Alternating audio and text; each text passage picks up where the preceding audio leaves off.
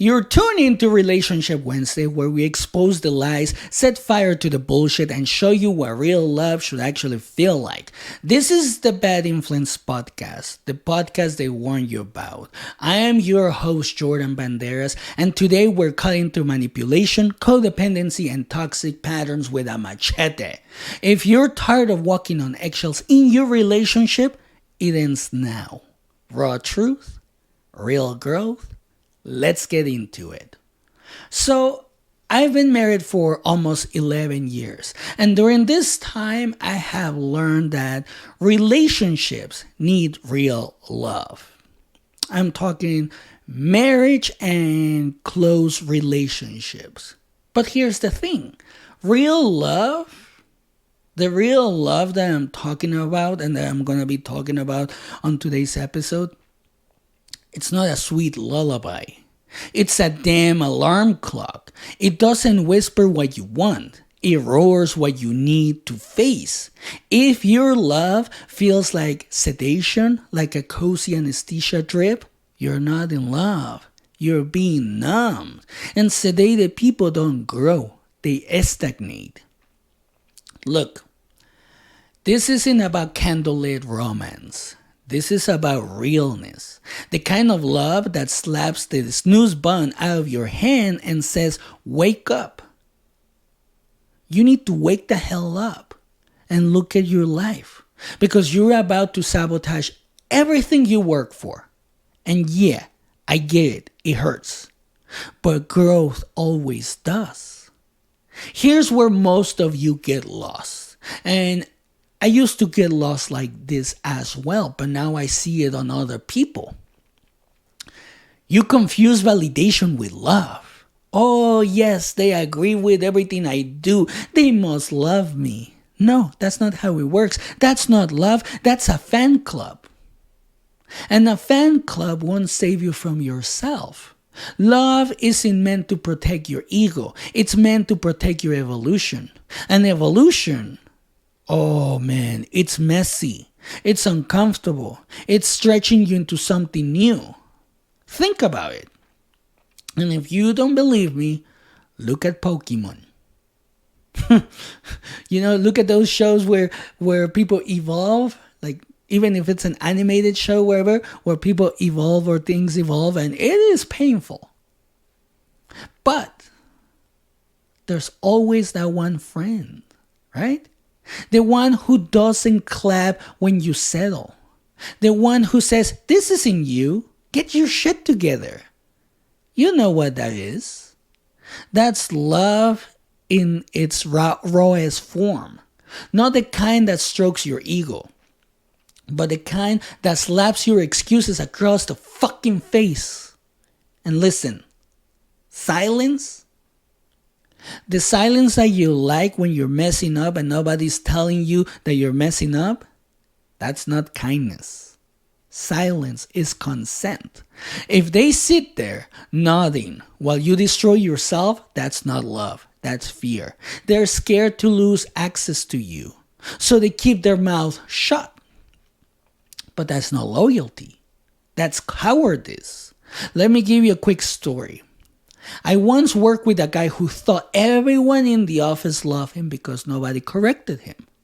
He'd show up late, cut corners, leave early, and everyone just smiled, nodded, said to him, good job, man. But behind his back, they were already preparing his replacement. And one day, the boss walks him out. The boss walks him out. Just like that, gone. And he stood there stunned. He didn't know what to do. He didn't know what to say. He was just like, but nobody told me. Nobody told me I was messing up. Nobody said I was doing a shitty job. Exactly. Nobody loved you enough to tell you the truth. They love their comfort more than your potential. That's the difference. Love risks comfort. It risks peace. It risks your approval. Why?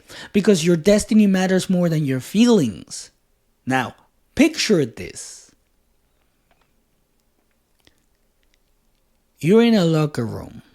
It stinks of sweat, blood, and disappointment. The game just ended and you lost. Not because the other team was better, but because you played small, scared, safe, soft. The silence is brutal. Oh, it's like deafening, right? Have you ever been in that kind of silence where you messed up, you could have done better, you didn't give it your all, and all of a sudden there's silence and there's nothing you can do about it. Everyone started staring at the floor, waiting for the coach to tear into you or pretend you don't exist. But instead, your best friend stands up. The one who's had your back since day one. He walks straight towards you, no yelling, no drama, just 5 words that hit harder than any scoreboard ever could. That wasn't you out there. Ooh, your stomach knots. You want to defend yourself. Blame the refs.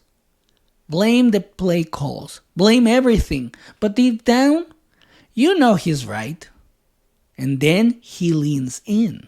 I love you, bro. You're my homie. You're like my brother. But I'm not clapping for that version of you. That's not who the fuck you are. And it stings. Because he's not attacking you. He's resurrecting you. That night, you don't sleep. You replay his words over and over and over again. And you realize it wasn't cruelty. It was commitment. He embarrassed your ego to resurrect your greatness. So the next morning, you text him one line, let's get to work. And from then on, every rep, every run, every hour of film, it's not about applause anymore. It's about honoring that mirror moment. That's love. Not the kind that cuddles, the kind that calls you higher. And you can do this with your closest friends, with your boyfriend, with your girlfriend, in your marriage, with your spouse, with your wife, with your husband. Because you will want other people to see you living at your highest potential. Because that's love. And sometimes what happens is that you living at your highest potential is going to inspire them to do the same. So if they're pushing you to be better, to grow as a person, you should be happy because you have someone that sees something in you that you don't see. And you see, love that grows you will bruise your pride before it blesses your life. Let me repeat that one again because this is pure wisdom. Love that grows you will bruise your pride before it blesses your life. And most of you run from that. You push away anyone who holds the mirror because it's easier to stay broken than it is to be rebuilt. But listen to what I'm about to say. Correction isn't rejection. Correction is commitment. Anyone can hype you up when you're winning. Yes, they can. Because all you hear is that, oh, you're doing great. Even though you're doing great, right? So it feels good. But who's willing to risk your approval to save your soul? That's a question worth answering. Who's willing to be the villain today so they can be your hero tomorrow? You see, that's loyalty. That's love. So let me ask you, who checks you? Who looks you dead in the eye when you start shrinking and says, no, you're meant for more? For me, it's my wife. Absolutely. I have been able to grow so much as a person, as a podcaster, as a writer, as a human being overall because of her. And if you can't name them, you're either too intimidating to correct, or you've surrounded yourself with cowards. So think back to your last relationship. Remember when you started slipping, stopped trying, settled for average, and your partner said, well, nothing. They smiled, nodded, but deep down, you knew they were gone. So that wasn't love. That was silence dressed as support. And silence kills relationships faster than shouting ever could. So here's the gut check. Do you want love that keeps you comfortable, or love that keeps you evolving? Oh. And here's a bigger surprise. You can't have both. One feels good. The other makes you great. Now think about the one friend or partner who did tell you the truth. Oh, that might open a wound. But but that's your ego. And maybe it was brutal. Like, you're lazy. You're half-assing it. You're better than this.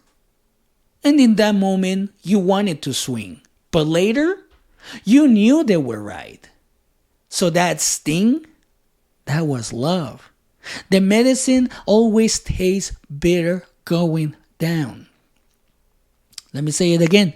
The medicine always tastes bitter going down. But most importantly, it heals. So here's the twist. It's not just about finding those people. It's about becoming one. Are you willing to be that friend, that partner, that voice that risks the relationship to save someone's destiny? Because that's real love. Not Hallmark cards, not Instagram quotes. Real, messy, surgical love. So here's your challenge. Stop craving love that flatters your ego. Yeah, that's wrong, and that doesn't help you. Start building love that fuels your evolution. Surround yourself with people who scare your comfort but feed your greatness. And be that for them in return. Because in a world of coddling and comfort, truth is the rarest, boldest, most loving gift you can give. So let me leave you with this. The people who challenge you the most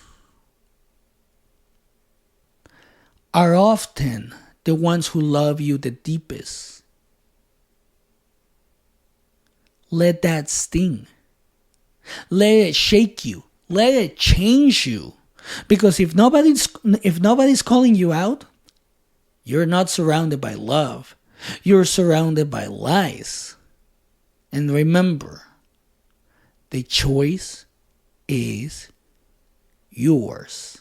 And that's it for today. If this episode peeled back the mask on your relationships, don't ignore it. You deserve more than crumbs. Draw the damn line. Hit that subscribe button so you never miss the truth bombs that actually change lives. Share this with someone who needs to wake up to real love, not manipulation, not lies, not comfort.